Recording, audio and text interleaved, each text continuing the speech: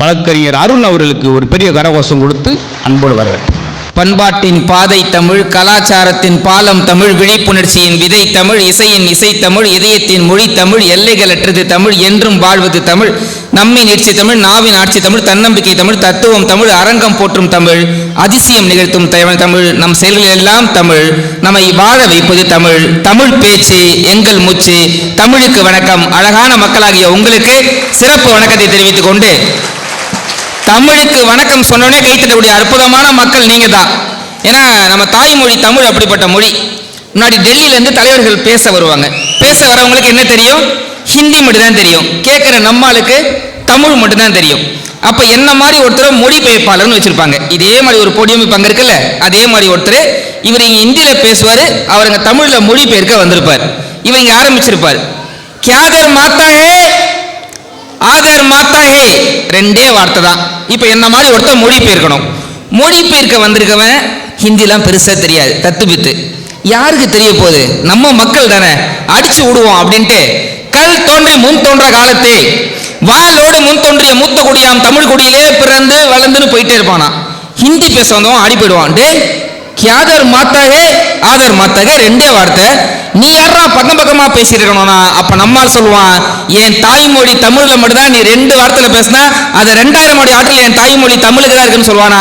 அப்படிப்பட்ட தமிழால் உங்களை வணங்கி போட்டதுக்கூடிய நடுவர், நான் ஒரு 90s கிட்ஸ், என்னை போன்ற 90s கிட்ஸ்களுக்கு ஸ்டாண்டப் காமெடிகளால் இடம் பிடித்து ப்ராப்பர்ட்டி காமெடிகளால் 2K கிட்ஸ்களின் மனிதர்களும் இடம் பிடித்திருக்கிற மதுரை வீரன் தானே என்று அமர்ந்திருக்கிற அண்ணத்துக்கு வணக்கம் தெரிவித்துக் கொண்டு, ரொம்ப ஒரு அழகான இடம். இந்த மேடையில் ஒரு அழகான ஒற்றுமை இருக்கு. என்ன தெரியுமா? ரம்ஜான் பிரியாணியும் கிறிஸ்துமஸ் கேக்கும் தீபாவளி பலகாரம் இருக்கும் வரை உலகத்தின் எந்த நாட்டு உலகத்துறை நினைச்சாலும் நம்மளை ஒண்ணுமே பண்ண முடியாதுன்னு சொல்லுவாங்க. இந்த மேடை அப்படிப்பட்ட மேடை. இங்க வந்திருக்கக்கூடிய அன்பு அண்ணன், முத்தண்ணன், பழனி அண்ணன், லட்சுமி நாராயணன், நாங்கள் எல்லாருமே இந்துக்கள். இந்த மேடையில் அமர்ந்திருக்கக்கூடிய நம்முடைய அன்னபாரதி அக்காவும் கல்பாக்கம் காயத்ரியும் கிறிஸ்துவர். இந்த மேடையில் அமர்ந்திருக்கக்கூடிய உங்கள் மனதில் கவலையடித்த அறந்தாங்க நிஷா அக்கா ஒரு இஸ்லாமியர். அப்ப இந்த மேடையிலே வேற்றுமையில் ஒற்றுமை காண்கிற அற்புதமான மக்களாகிய உங்களுக்கு வணக்கத்தை தெரிவித்துக் கொண்டு, லட்சுமி நாராயணன்லாம் என்னென்று தெரியாம அவர் ரிக்கு வேதத்திலிருந்து வந்திருக்காப்புல. நல்ல ஒரு அற்புதமான மக்கள்ண்ணே. எனக்கு இந்த சாப்டர் ரொம்ப பிடிச்சது. நம்ம ஜெகாராயன் சார் இருக்கார், அவரை வச்சு நம்ம கண்டுபிடிச்சிடலானே. உண்மையிலே இதுல நம்ம நிகழ்ச்சி ஒருங்கிணைப்பாளர் நல்லா பாராட்டு தெரிவிக்கலானே. நம்மள திருச்செந்தூர் முருகன் கோயிலுக்கு போயிட்டு சாமி கும்பிட வைக்கிறதுல அவங்க காட்டின அந்த பெரிய ஒரு முயற்சி இருக்கு பாத்தீங்களா, அதுக்காக ஒரு பெரிய கைத்தட்டல உங்க எல்லாத்துக்கும் நான் கொடுக்குறேன். ரொம்ப ஒரு அற்புதமான முன்னாள் மாணவர்கள் சங்கத்தை ரொம்ப அழகா புனித தோமையார் அவருடைய பெயர்ல ரொம்ப அழகா நடத்திட்டு வரீங்க. பெரிய வாழ்த்துக்களை தெரிவித்துக் கொண்டு, ஆனா இது வரைக்கும் நான் பேசுனது எல்லாமே உண்மையான விஷயத்த சொன்னேன். சரி, தலைப்பு அழகா கொடுத்துருக்கீங்க. இன்றைய வாழ்க்கை சூழ்நிலை கொண்டாட்டமா திண்டாட்டமா? எங்கன கொண்டாட்டமா இருக்கு, எல்லாமே திண்டாட்டமா இருக்கு. எல்லாம் முதல்ல எப்படி இருக்கீங்க? நல்லா இருக்கும். இதை கேட்க எவ்வளவு நல்லா இருக்குண்ணே. எங்க ஊர் விருத்தாச்சலம்ண்ணே, அங்க போய் கேட்கறேன் எப்படி இருக்கீங்கன்னு, ஒரு பயிலும் நல்லா இருக்குன்னு சொல்லவே மாட்டான். ஏதோ உங்க புண்ணியத்துல இருக்கிறோன்றான். ஏன் புண்ணியத்துல நானே நல்லா இல்லை, நீ ஏன் நல்லா இருக்கணும் அப்படின்ற மாதிரி இருக்கு. வாழ்க்கையில இங்க அவ்வளவு பிரச்சனை. உனக்கு அது அப்படி கேட்கிறான். ஏன்ட்ட ஒருத்தன் என்ன எப்படி இருக்கீங்களா கேட்கல, நம்ம இருக்கீங்க அப்படின்றான். மாறிக்கிடுச்சு. டிரான்ஸ்ஃபார்ம் கம்பம் லைட் கம்பத்தில் எழுதி போட்டுருக்காங்க விருத்தாச்சலத்தில். நான் பார்க்குறேன், தொடாதே மின்சாரம் 10,000 வாட்ஸ், தொட்டால் மரணம் நிச்சயம். அதோட முடிச்சா பரவாயில்ல. அது கீழே தான் எங்கால் காமெடியே பண்ணி வச்சிருக்கான், மீறி தொட்டால் காவல்துறையால் தண்டிக்கப்படுவீர்கள். அவன் தான் தொட்டவுடனே செத்துருவானே, அப்புறம் எங்க காவல்துறை வந்து தண்டிக்கிறது? இவ்வளோ ஏன? நேற்று நைட்டு இந்த ஊருக்கு கிளம்பி வந்துகிட்டு இருக்கேங்க. நம்ம ஊருக்கு பசிக்குதுன்னு ஹோட்டல்ல பார்சல் வாங்கிடும், பஸ்ல சாப்பிடலாம் அப்படின்ட்டு ஒரு பரோட்டா கடைக்கு போனேன். மாஸ்டர் பரோட்டா போட்டிருந்தாரு, நல்லா இருக்கும் போல அப்படின்ட்டு, மாஸ்டர் 4 பரோட்டா அப்படின்னு பார்சல் சொல்லிட்டு ஓரமா நின்றுட்டு இருந்தேன். ஒருத்தர் புல்லட்ல புடு புடு புடுன்னு வந்தார். வந்தவர் என்ன பண்ணாரு, மாஸ்டர் 4 பரோட்டா நல்லா பிச்சு போட்டு சால்னா ஊற வச்சு பார்சல் கட்டுங்க அப்படின்னாரு. எனக்கு அது பார்க்கும்போது ரொம்ப ஆசையாயிடுச்சு. ஓ, ரொம்ப டேஸ்டா இருக்கும் போல அப்படின்ட்டு இப்போ நான் போயிட்டு மாஸ்டர்கிட்ட, மாஸ்டர் நான் ஒரு பரோட்டா சொன்னல, அது இவர் சொன்ன டைப்லேயே எனக்கு பார்சல் கட்டுங்க அப்படின்னு வாங்கிட்டு கீழே போனேன். புல்லட் வண்டிக்காரர் கீழே நின்று இருந்தார். அவர்கிட்ட போயிட்டு, எஸ்கியூஸ் மீ சார், நீங்க சொன்ன அதே டைப்ல தான் நானும் பார்சல் கட்டிருக்கேன், இது ரொம்ப டேஸ்டா இருக்குமான்னு கேட்குறேன் ரொம்ப ஆசையா. அவன் சொன்னா, யாருக்கு தெரியும், நான் எங்க வீட்டு நாய்க்கு வாங்கி போயிட்டு இருக்கேன் அப்படின்றாரு. அவர் நாய்க்கு வாங்கி போனா நான் எனக்குன்னு வாங்கிட்டு இருக்கேன். இந்த வாழ்க்கையில் எங்க பெரிய மகிழ்ச்சின்றது தானே. அதெல்லாம் தாண்டி நீங்க எல்லாருமே இப்ப கலர் டிவி வச்சிருக்கீங்களா வீட்டுல? ஒரு காலத்துல இங்க எத்தனை பேர் வீட்டுல பிளாக் அண்ட் ஒயிட் டிவி இருந்துச்சு? கை தூக்குங்க. பிளாக் அண்ட் ஒயிட் டிவி முன்னாடி ஒரு காலத்துல. இப்ப எல்லாரும் வீட்டுல என்ன வச்சிருக்கோம்? டிஷ் வச்சிருக்கோம். அப்ப என்ன வச்சிருக்கோம்? ஆண்டனான்னு ஒண்ணு இருக்கும், கொடக்கம்பி மாதிரி மாடியில வச்சிருப்பாங்க. அதுல என்ன தெரியுமாங்க வேதனை? இப்ப ஐபிஎல் பாக்குறோம். அப்ப வாழ்க்கை ரொம்ப அழகா இருந்துச்சு. அந்த பிளாக் அண்ட் ஒயிட் டிவில கிரிக்கெட் மேட்ச் பார்ப்போம். இங்கிலாந்தும் நைஜீரியாவும் அப்ப கிரிக்கெட் விளையாண்டாங்க. நைஜீரியா இப்ப கிரிக்கெட் விளையாடுறது கிடையாது, அப்ப விளையாண்டாங்க. இங்கிலாந்துக்காரன் வெள்ளையா இருப்பான், நைஜீரியாக்காரன் கருப்பா இருப்பான். இது black and white TV. Brightness அதிகமா வச்சா இங்கிலாந்துக்காரன் தெரிய மாட்டான், பிரைட்னஸ் கம்மியா வச்சா நைஜீரியாக்காரன் தெரிய மாட்டான். இந்த மேல இருக்க ஆண்டனா ஆடிச்சுன்னா ரெண்டு பேருமே தெரிய மாட்டாங்க. ஆனா அப்ப வாழ்க்கை சந்தோஷமா இருந்துச்சு. இப்ப கலர் டிவின்னு வந்து நாடகம், பிரேக்கிங் நியூஸ்னு போட்டு எல்லாம் போயிட்டு இருக்கு. அப்படிதான் புருஷன் வீட்டுக்குள்ள வந்தான், மனைவி டிவி பார்த்துக்கிட்டு இருந்தா, நாடகம் பார்த்துக்கிட்டு இருந்தா. புருஷன் வீட்டுக்குள்ள வந்தோடனே கேட்டான், ஏண்டி நீ இப்படியே நாடகம் பார்த்துக்கிட்டு இருந்தா நான் தூக்குல தொங்குவன்றான். அதுக்கு இந்த அம்மா சொல்லுது, தொங்குறதா இருந்தவங்க கொஞ்சம் ஓரமா தொங்கு, டிவி மறைக்கிறது. அப்ப எப்படிப்பட்ட வாழ்க்கை சூழ்நிலை எங்க போயிட்டு இருக்கு அப்படின்ற போது அதெல்லாம் தாண்டிங்க. பொதுவா சொல்லுவாங்க, யார் ஒருத்தர் தலையில பேனும் கையில இந்த போனும் வச்சிருக்காங்களோ அவங்க நிம்மதியா இருந்ததா வரலாறே கிடையாதுன்னு சொல்லுவாங்க. பாருங்க, அது சொல்ற நானும் கையில என்ன வச்சிருக்கேன்? போன் தான் வச்சிருக்கேன். முன்னாடி காலைல ஏஞ்சோன்னு என்ன சார் பண்ணோம்? பல்லு தேய்ச்சோம். இப்ப காலைல ஏஞ்சோன்னு என்ன பண்ணிட்டு இருக்கோம்? செல்ல தேய்ச்சிக்கிட்டு இருக்கோம். அதுலயும் பாத்தீங்கன்னா எல்லாமே அநியாயம். இந்த யூடியூப்னு ஒன்று வந்திருக்கு பாத்தீங்களா? இந்த யூடியூப் வந்தோடனே இப்ப எல்லாரும் டூர் போட ஆரம்பிச்சிட்டாங்க. அதுல பாத்தீங்கன்னா இப்ப நீங்க எல்லாம் பாத்தீங்கன்னா நீங்க கூட டூர் போட்டு லட்ச லட்சமா சம்பாதிச்சீங்க, ஹோம் டூர் போட்டீங்க.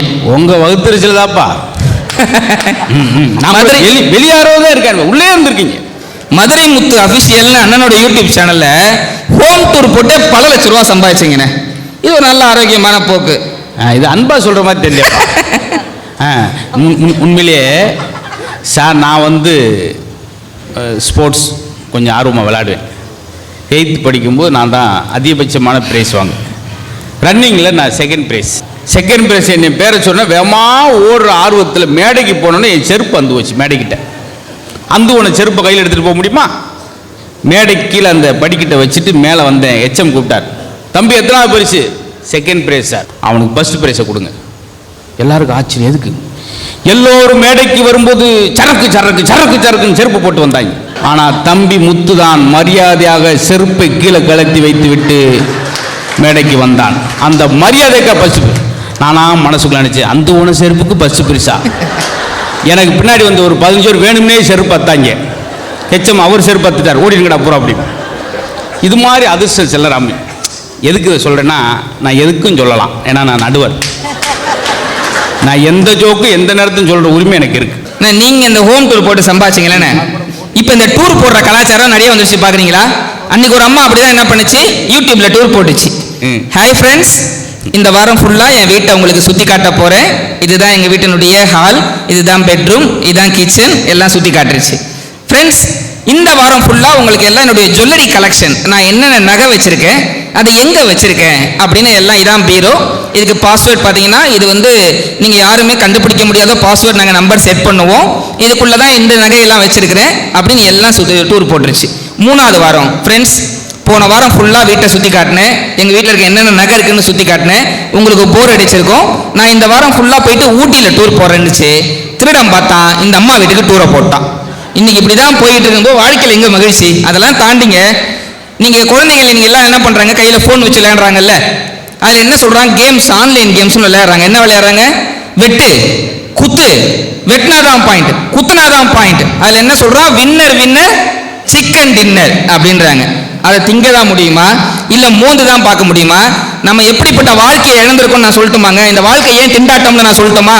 உங்க எல்லாருக்கும் பிடிச்ச விளையாட்டு. நீங்க எப்படிப்பட்ட வாழ்க்கையை இழந்திருக்கீங்க, இன்றைய தலைமுறை பிள்ளைகள் எதை இழந்திருக்காங்கன்னு நான் சொல்றேன். உங்களுக்கும் அந்த விளையாட்டு தெரியும், முடிஞ்சா பின்னாடி சொல்லுங்க. டிக் டிக், யார் அது? திருடன். என்ன வேண்டும்? நகை வேண்டும். என்ன நகை? கலர் நகை. என்ன கலர்? பச்சை கலர். என்ன பச்சை? மா பச்சை. என்ன மா? டீச்சர் அம்மா. என்ன டீச்சர்? கணக்கு டீச்சர். என்ன கணக்கு? வீட்டு கணக்கு. என்ன வீடு? மாடி வீடு. என்ன மாடி? மொட்டை மாடி. என்ன மொட்டை? பழனி மொட்டை. என்ன பழனி? வடை பழனி. என்ன வடை? ஆமை வடை. என்ன ஆமை? குளத்தாமை. என்ன குளம்? திரி குளம். என்ன திரி? விளக்கு திரி. என்ன விளக்கு? குத்து விளக்கு. என்ன குத்து? கும்மாங்குத்து. அது சொல்லும் போது வாழ்க்கை எவ்வளவு சந்தோஷமா இருந்துச்சு. இப்ப மொபைல்ல உட்காந்து வெட்டு குத்து அப்படின்னு விளையாண்டு இருக்கோமே, எதை நோக்கி வாழ்க்கை போயிட்டு இருக்கு? இந்த வாழ்க்கை எவ்வளவு பெரிய திண்டாட்டம்ன்றது தானே. அதெல்லாம் தாண்டி கல்பாக்கம் காயத்ரி வந்தாங்க. இன்னைக்கு அவங்களுக்கு 62வது பிறந்தநாள். நல்லா கைத்தட்டி அவங்களுக்கு உற்சாகமா பாராட்டு தெரிவிங்க. பரவாயில்லையம்மா, ஆனால் தெரியலம்மா அந்த அளவுக்கு பார்த்தா. அவங்க சொன்னாங்க அவங்க கல்யாண கதையை பத்தி. என் கதைலாம் அதை விட மோசனே. நான் ஒரு 90s கிட்ஸ். ஏன்னா ஒரு 90s கிட்ஸுடைய வாழ்க்கை எவ்வளவு தெரியுமா மோசமானது. கொரோனான்னு ஒன்று வந்துச்சுனே. கொரோனா வந்த போது உலகமே பயந்துச்சு. ஆனா நம்மால் தமிழன் பயப்படவே இல்லை. ஏன் தெரியுமா? போடா என் சிப்ஸு, நாங்க வாழ்றதே பொண்டாட்டின்ற கொரோனா கூட தான் வாழ்ந்துட்டு இருக்கோம், போய் அங்கிட்டு நம்மால் காமெடி பண்றோம்னா. இந்த கொரோனா வந்த போது உலகமே எங்க பால் பழம் ஊத்திடுவாங்களான்னு பயந்தாங்க. எனக்கெல்லாம் என்னன்னா, நமக்கு இன்னும் கல்யாணமே ஆகலையே, ஆகுமா ஆகாதான்னு பயத்தில் இருந்தேனே. நான் ஒரு 90s கிட்ஸ். ஏன்னா தாம் பொண்டாட்டியை யாராவது பார்த்தாலே முறைச்சு பார்த்த 80s கிட்ஸ் எங்க, தாம் பொண்டாட்டி கூடயே இன்ஸ்டாகிராம்ல ரீல்ஸ் போட்டு ஆடிக்கிட்டு இருக்க 2K கிட்ஸ் எங்க, பொண்டாட்டியே இல்லாம வாழ்றீங்கள போல 90s கிட்ஸ் எங்கன்னு சொல்லுவாங்க. பெரிய பயம் எனக்கெல்லாம். ₹1 காயின் எடுத்தேன். இந்த கொரோனா வந்த போது அப்பயாவது எனக்கு கல்யாணம் ஆகுமா, உயிரோடு இருந்து கல்யாணம் பண்ணிப்போமான்னு டாஸ் போட்டு பார்த்தனே. பூ விழுந்தா இந்த வருஷம் கல்யாணம் ஆகும், தலை விழுந்தா இந்த வருஷம் ஆகாது அடுத்த வருஷம் ஆகும்ட்டு ரொம்ப ஆசையா அந்த ₹1 காயினை சுண்டி விட்டு பூ விழுதான்னு பார்க்க போயிட்டே இருக்கிறேன். அந்த காயின் மேலேருந்து கீழே விழுந்து குடுகுடுன்னு ஓடி போய் சாக்கடைக்குள்ள விழுந்துருச்சு. இப்போ கல்யாணம் ஆகுமா ஆகாதான்னு பயம் வந்து போச்சு. அது எல்லா இடத்துலையும் நம்ம நினைக்கிற மாதிரி நடக்கா சார். காட்டுக்குள்ள அவன்கிட்ட கேட்குறாங்க, உங்கள் மாமியாரும் உங்கள் மனைவியும் நடந்து வர்றாங்க, திடீர்னு எடுத்தாப்புல ஒரு காட்டெருமை வந்துடுது. நல்லா கவனி தம்பி, உங்கள் மனைவியை காப்பாற்றுவீங்களா உங்கள் மாமியாரை காப்பாற்றுவீங்களா? அவன் சொன்னான், நான் எப்படியாவது காட்டெருமையை காப்பாற்ற வேண்டாம். ஏன்னா அது இது விலை பேசிடுவேன், நல்லா இருக்குடி கணமா விலை பேசிடுவோம் அப்படின்னு. பார்த்தீங்களா, இதுதான் சார் எதிர்பார்க்காத நேரம் வர்றதா சார் நகைச்சுவை. ஐஸ்வாலில் படுத்திருக்காரு ஒரு ஹார்ட் பேஷண்ட்டு. அவனுக்கு யோகத்தை பாருங்கள், கேரளா லாட்டரியில் 8 லட்ச ரூபா விழுந்துருச்சு. அவனே அட்டாக்கில் படுத்திருக்கான். முருகேஷா உனக்கு 8 லட்சம், எனக்கா நினை போச்சு. ஆனால் சொல்லி ஆகணும், நெருக்கடி. டாக்டருக்கு ஐயோ என்ன செய்ய போகிறோம், வேற வழி இல்லை. முருகேஷா சார் அப்படின்னா அத்தாடி இழுவு அதிகமாக இருக்கே. முருகேஷா நீ ஒரு பெரிய யோகக்காரனையா? என்ன சார் யோகம் அப்படின்னா உடனே 8 லட்சம் சொல்ல வேணாம், கொஞ்சம் கொஞ்சமாக சொல்லணும்னு சொல்லி, உனக்கு ஒரு 2 லட்சம் விழுது லாட்டரியில், என்ன செய்வேன்? என் மூத்த பொண்ணுக்கு ஒரு கல்யாணத்தை பண்ணிவிட்டு கண்ணை மூடுவேன் சார், கொஞ்சம் ஓப்பன் பண்ணணும்னு சொல்லி, உனக்கு ஒரு 4 லட்சம் விழுது, என்ன செய்வேன் முருகேஷா? 2வது பொண்ணுக்கும் கல்யாணத்தை பண்ணிவிட்டு நிம்மதியா இப்போ ஓப்பன் பண்ணிடுவோன்னு சொல்லிட்டு, முருகேஷா சார் தாங்கும் உனக்கு ஒரு 8 லட்சம் லாட்டரியில் விழுது, என்ன செய்வேன் முருகேஷா? இவ்வளோ கஷ்டப்பட்டு ஆப்ரேஷன் பண்ண பாவம், உங்களுக்கு ஒரு 4 லட்சம், எனக்கு 4 லட்சமா? டாக்டர் விழுந்து போயிட்டார். நம்ம எதிர்பார்த்தது ஒன்று, அது மாதிரி தான் எதிர்பார்க்காத நேரத்தில் வந்து விழும். எனக்காக பிறந்தவ எங்க இருக்கிறா? அதுக்கு சொல்லிச்சு, அவ புருஷன் கூட சந்தோஷமா இருக்கிறா. என்னடா இப்படி சொல்லுது? சரி நமக்கு தெரிஞ்ச பொண்ணுக்காக ஒரு மெசேஜ் போட்டு பார்ப்போம் அப்படின்ட்டு டைப் பண்ணேன். செல்லக்குட்டி இப்ப என்ன பண்ணுது? அதுக்கு அங்கேருந்து செல்லக்குட்டி இப்ப சாப்பிட்டுட்டு படுத்திருக்குது. நைட்டு 10 மணி. உடனே நான் செல்லக்குட்டி அப்ப இப்ப என்ன ட்ரெஸ் போட்டிருக்கு? அதுக்கு அங்கேருந்து செல்லக்குட்டி இப்ப லுங்கி கட்டியிருக்கு. நான் செல்லக்குட்டி பொய் சொல்லுது, செல்லக்குட்டி லுங்கிலாம் கட்டாது. அதுக்கு அங்கேருந்து மெசேஜ் பண்றது செல்லக்குட்டியோட அப்பா. அன்னைக்கு போனை சுவிட்ச் ஆஃப் பண்ணனா. அதுக்கப்புறம் எப்படியோ கடவுள் புண்ணியத்தில் கல்யாணம் ஆயிடுச்சுன்னு. சரி, கல்யாணம் ஆனதுக்கப்புறம் வாழ்க்கை கொண்டாட்டமா இருந்துச்சா? கிடையவே கிடையாதுங்க. நீங்க நல்லா யோசிச்சு பாருங்க. இந்த உலகம் ஒரு வட்டம்ன்றத இங்க கல்யாணம் ஆனதுக்கப்புறம் ஈஸியாக கண்டுபிடிச்சிடலாம். ஏன்னா பார்த்தீங்கன்னா, கற்பாம்பூச்சிக்கு எலியை கண்டா பயம், எலிக்கு பூனையை கண்டா பயம், பூனைக்கு நாயை கண்டா பயம், நாய்க்கு மனுஷனை கண்டா பயம், மனுஷனுக்கு அவன் மனைவியை கண்டா பயம், அவன் மனைவிக்கு கற்பாம்பூச்சியை கண்டா பயம். வாழ்க்கை ஒரு வட்டம்னு அழகா சொல்லி கொடுத்துருக்குது. நீங்க ஈஸியா கண்டுபிடிச்சிடலாங்க. கல்யாணமான எல்லா ஆண்களுக்குமே தெரியும், ஒரு பெண் 5 நிமிஷத்துல சமாதானமானா அம்மா, 10 நிமிஷத்துல சமாதானமானா சகோதரி, 5 நிமிஷத்துல சமாதானமானா தோழி, அரை மணி நேரத்துல சமாதானமானா காதலி. உங்களுக்கு சமாதானமாக வாய்ப்பே கொடுக்கணும்னு வச்சுக்கோங்களேன், அவங்க தான் பொண்டாட்டி அப்படின்னுவாங்க. இங்க கல்பாக்கம் காயத்ரி ஊன்னு சமையலை பத்திலாம் பேசிட்டு போனாங்க. எங்க இவங்க சமைக்கிறாங்க? இன்னைக்கு காலையில எங்க வீட்டுல 3 வகையான சட்னினே. அப்படியா? ஆமா. ஆ. நீங்க நினைக்கலாம் தேங்காய் சட்னி, கார சட்னி, கடல சட்னி. கிடையாது. ஃப்ரிட்ஜில் ஒரு கருமத்தை கண்டுபிடிச்சதுக்கு அப்புறம் நேத்து வச்சது, முந்தா நேத்து வச்சது, போன வாரம் வச்சது, போன மாசம் வச்சது. எக்கா நான் தெரியாம தான் கேட்கிறேன், அது ஃப்ரிட்ஜா இல்லை நகராட்சி குப்பை தொட்டியா? அவ்வளோ மோசமா இருக்கு. அப்படின்னா இந்த வாழ்க்கையில எங்கன கொண்டாட்டம்? அப்படி எல்லாத்தையும் குறை சொல்லாங்க. சரி, உண்மையிலே அன்னபாரதி எல்லாம் ரொம்ப அந்த அவர் பேசிக்கிட்டு இருக்காரு, நீங்க தண்ணி குடிக்கிறீங்கன்னா இது என்ன ஒரு வினோதமான பட்டிமன்றம்? அவன் பாவம் கத்தி கிடக்காம், அவர் தானே குடிக்கணும். எல்லாரையும் குறை சொல்லாங்க சார். தமிழ் பெண் எப்படி இருக்குன்றது அன்னபாரதி பார்த்து தெரிஞ்சுக்கலாம். எந்த நேரம் எப்ப யாரு அவங்க வீட்டுக்கு வந்தாலும் உடனே டீ போட்டு கொடுப்பாங்க. ஆஹா, அப்பதான் ஜென்மத்துக்கு அவனு வீட்டு பக்கம் வரமாட்டேன். டீயை குடிச்சுட்டு விக்கு விக்குன்னு கையை சுண்டு கொப்ப கொப்ப கொப்ப கொப்பன்னு ரத்தமா கக்கி அவங்களும் சொல்லுவாங்க. அந்த ஏரியாவே கண்டுபிடிச்சிட்டான். ஏப்பா அதோ அன்னபாரதி வீட்டில் டீ சாப்பிட்டுருப்பானோ எப்படின்னு சொல்றீங்க? இந்த ஆம்புலன்ஸ் போகுதுல, அவங்க அம்மா வீட்டில் சாப்பிட்டேன். 2 பேரும் மோதி உசுர விட்டுருக்காங்க. ஆனால் உண்மையிலே அன்னபாரதியை குறை சொல்ல நினைக்காங்க. அவங்க ஊர்லேயும் தேர், இயேசுனுடைய தேர் திருவிழா அடைச்சு. அவங்க அப்பா தான் முதல்ல தேர் இழுப்பார். முந்தின நாள் தேர் இழுத்தாரு. போலீஸுக்காரங்க ஸ்டேஷனுக்கு இழுத்துட்டாங்க. ஏன் தெரியுமா? தேர் அவங்க வீட்டுக்கு இழுத்துட்டு போயிட்டார். ஒரு முறைன்னு ஒன்று இருக்குல்ல சார். அதில் கல்பாக்கம் காயத்ரி வந்து ஆண்கள்லாம் குடிக்கிறாங்க அப்படின்னு சொன்னாங்க. ஏன் குடிக்கிறோம்? அதுக்கு காரணமே இவங்க தானே. அப்படிதான் ஒரு குடிக்காரன் என்ன பண்றான், குடிச்சிட்டு ஒரு வீட்டு லைட்டு கம்பத்துக்கு முன்னாடி நின்றுட்டு, அடியே காமாட்சி கதவை திரடி, அடியே காமாட்சி கதவை திரடின்னு ஒரு லைட்டு கம்பத்துக்கு அடியில் நின்று கத்திருந்திருக்கான். கீழே ஒரு குடிகாரன் படுத்திருந்திருக்கான். அவன் சொல்றான், இல்ல பிரதர் வீட்டில் யாரும் இல்லைன்னு நினைக்கிறேன் அப்படின்னு இருக்கான் இவன்.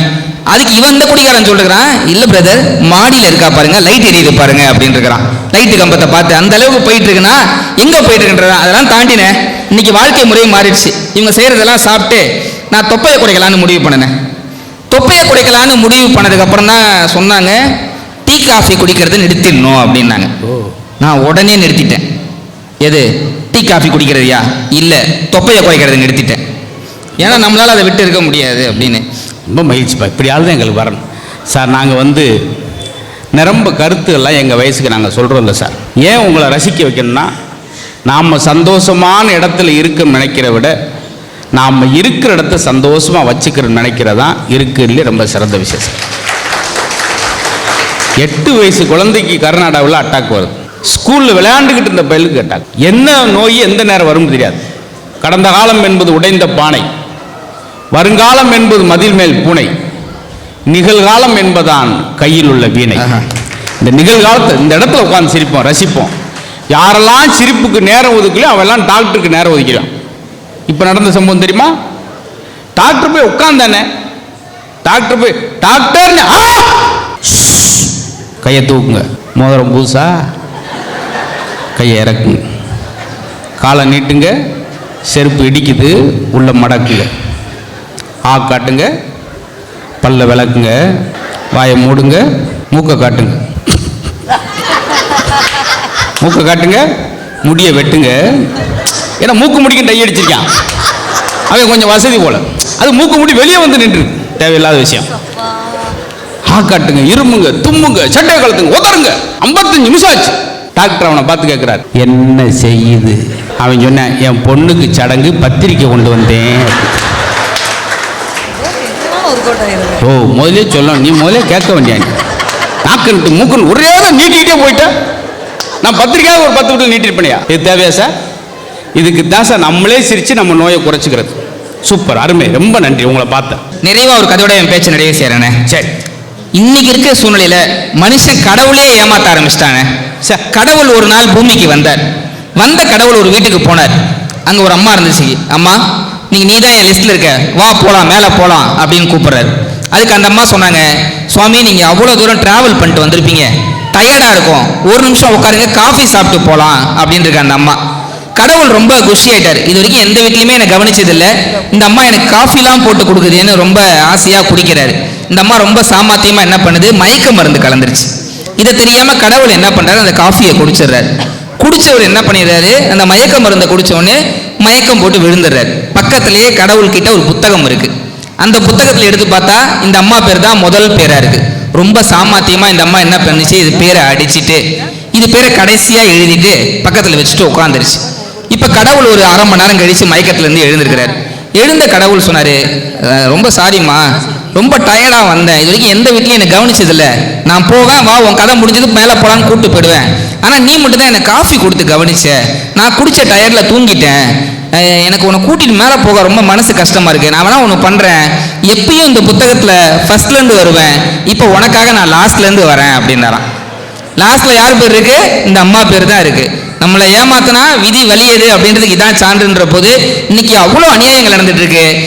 மகாத்மா காந்தி அவர்கள்ட்ட வெள்ளைக்காரன் கேட்டான், உன் நாட்டில் தான் நான் எல்லா வளத்தையும் கொள்ளையடிச்சிட்டேனே, மிச்சம் வச்சிருக்க சுதந்திரத்தை வச்சு என்ன பண்ண போறீங்க?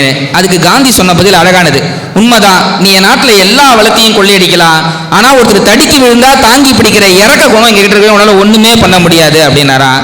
ஆனா அன்னைக்கு காந்தி சொல்லிட்டு போயிட்டாரு, இன்னைக்கு நமக்கு வந்தா ரத்தம், அடுத்தவனுக்கு வந்தா தக்காளி சட்னின்ற சூழல்ல போயிட்டு இருக்குன்ற போது எந்த வாழ்க்கையை வாழ்ந்துகிட்டு இருக்கோம்? அந்த காலத்துலலாம் பாத்தீங்கன்னா மழை பெஞ்சா ஜாலி, மழை பெய்யுது ஆத்துல குளிக்கலாம் அப்படின்னு சந்தோஷப்பட்டோம். இப்பெல்லாம் மழை பெஞ்சா ஐயோ வீட்டுக்குள்ள தண்ணி வந்துருமோ அப்படின்ற பயப்படுற காலத்துல வாழ்ந்துகிட்டு இருக்கோம்ன்ற போது நிறைவாக இப்படி வச்சு முடிக்கிறேன். ஒரு காலத்தில் எல்லாரும் பிடித்து வாழ்ந்தார்கள், ஆனால் இன்றைக்கு நடித்து வாழ்ந்து கொண்டிருக்கிறார்கள் என்று சொல்லும் பொழுது இந்த காலத்துல கண்டிப்பாக இன்றைய தினசரி வாழ்க்கை அப்படின்றது திண்டாட்டமாகத்தான் இருக்கிறது. நடுவில் நல்ல திருப்பி கொடுப்பார் என்று கேட்டுக்கொண்டு மிக அழகாக கேட்டு ரசித்த உங்கள் அத்தனை பேருக்கும் நன்றி கூறி விடைபெறுகிறேன். நன்றி, வணக்கம், வாழ்க தமிழ், ஜெய்ஹிந்த். பேசி பேசி நாங்கள் தான் சார் டயர்டாயிடுவோம் போல், ஆனால் நீங்கள் டயர்டாக வாய்ப்பில்லை. நான் மனசு விட்டு சொல்கிறேன், இதுதான் உண்மையான சரியான மேடை. சரியான இடத்துல பேசுவது என்பதை விட சரியான நபர்களிடம் பேசுவதுதான் சால சிறந்தது.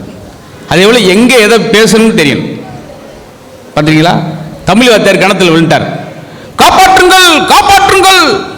அவர்கிட்ட படிச்ச எட்டி பார்த்தேன், ஐயா தமிழையா நீங்களா, இருங்க ஏன் எடுத்துட்டு வாரேன். தம்பி தண்ணியை குடிச்சுக்கிட்டே, ஏன் எடுத்து வாரேன் என்று சொல்லாதே, அது இலக்கண பிழை. ஏன் எடுத்து வருவேன் என்று சொல்ல வேண்டும், அதுதான் எதிர்காலம். உனக்கு ஒரு காலம் கிடையாது, நீ உள்ளே கிடையாது. தேவை அந்த நேரம் கிராமம் நீ நடத்தலாமா ஐயா, பத்தியா நடத்தலாமா? இதுதான் சார் பிரியா, அப்படிங்க சந்தோஷமா இருக்கு. தீபாவளி ஒரு நாளுக்கு தான் வருது, அன்னைக்கு வெடி வெடிக்க வராங்களா? அதுலேயும் தீபாவளிக்கு 2 மணி நேரம் தான் வெடி வெடிக்கணும். அதை 10 வச்சாலே 2 மணி நேரம் கழிச்சா வெடிக்கும். நம்ம ஊர் வெடி எங்கள் வீட்டு பக்கத்தில், எப்பா என்ன டம் டம்னு வெடியாக போட்டுக்கிட்டு இருக்கீங்க, கொஞ்சம் சவுண்ட் இல்லாமல் வெடிங்கப்பா. என்ன வெடியில் என்ன சவுண்டாக வச்சுருப்பேன், இதனால் எப்படி சொல்லி அப்புறம் தண்ணியில் நினச்சி வெடித்தேன் ஒவ்வொரு வெடி. இவ்வளோ தொழில் வந்திருக்கமே, எங்களுக்கு மட்டன் சிக்கன்லாம் அழகான சாப்பாடெலாம் கொடுத்தாங்களே, இந்த மக்களை எப்பரா சிரிக்க வைக்க போகிறோம்னு சொல்லி பதப்பில் இருந்தோம். கொஞ்சம் சரியாயிடுச்சு. உண்மையிலே சிரிப்பு வந்தான் சிரிக்கிறீங்களா, இதெல்லாம் ஒரு ஜோக்கு நினச்சிருக்கிறீங்களா? மகிழ்ச்சி. அருணும் சரி, தம்பி லட்சுமி நாராயணன், காயத்ரி அவங்க கொடுக்கப்பட்ட நேரத்தை சரியாக பயன்படுத்திட்டாங்க. ஒரு கன்னத்தில் அறைந்தால் மறு கன்னத்தை காட்டு. ஒரு விஷயத்தை உங்களுக்கு சொல்லவா, ஹலீல் கிப்ரான்கிற மிகச்சிறந்த எழுத்தாளர் என்ன சொல்ல தெரியுமா, இயேசுநாதருக்கு நகைச்சுணர்வு உண்டு அப்படின்னு சொல்லி மணலும் நுரையும் என்கிற புக்கில் எழுதியிருக்கார். ஹிட்லருக்கும் ஒரே மீசை தான், சார்லி சாப்ளினுக்கும் ஒரே மீசை தான். ஒன்று சிரிக்க வைத்தது, ஒன்று சீரழி வைத்தது. எல்லாத்துக்கும் சின்ன சின்ன வித்தியாசம் தான் இருக்கும். இந்த ஆஃபீஸில் உட்காந்து பைல்ஸ் பாருன்றோம், இந்த பைல்ஸுக்கும் ஒரு வித்தியாசம் இருக்கு.